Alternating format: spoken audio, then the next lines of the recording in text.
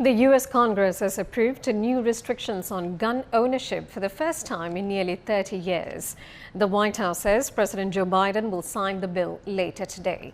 It comes exactly 1 month after 19 children and 2 teachers were killed in a school shooting in Texas. But the gun safety measures are modest in scope and come a day after the Supreme Court upheld an individual's constitutional right to carry firearms in public for self-defense. Nick Harper reports from Washington, D.C. In America, the issue of guns triggers strong emotions. Gun control! Advocates have campaigned for years to tighten restrictions. Those calls getting louder following mass shootings last month at a Texas elementary school and a New York supermarket.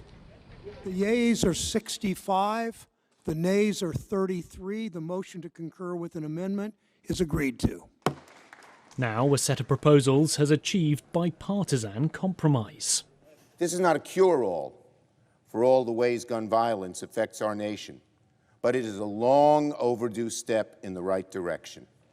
Passing this gun safety bill is truly significant, and it's going to save lives. The bill includes enhanced background checks to bar known domestic abusers or those who committed significant crimes as juveniles from buying a gun.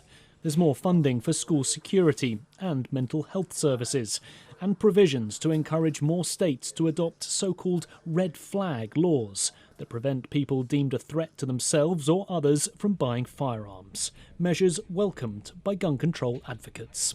What we see in this moment is Republicans really hearing from their constituents as well and feeling compelled that they have got to do something, because we can't wait another 10 years of inaction to continue to see day in and day out the horrific levels of gun violence we see.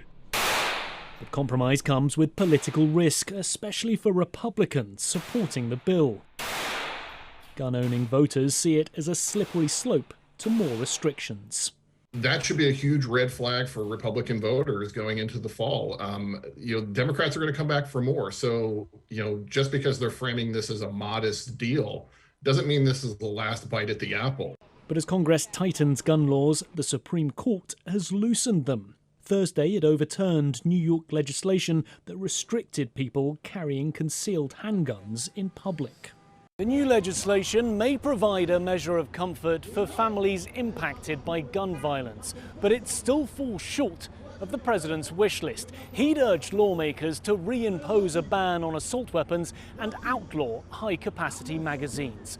But those were proposals that Republican leaders were unwilling to support.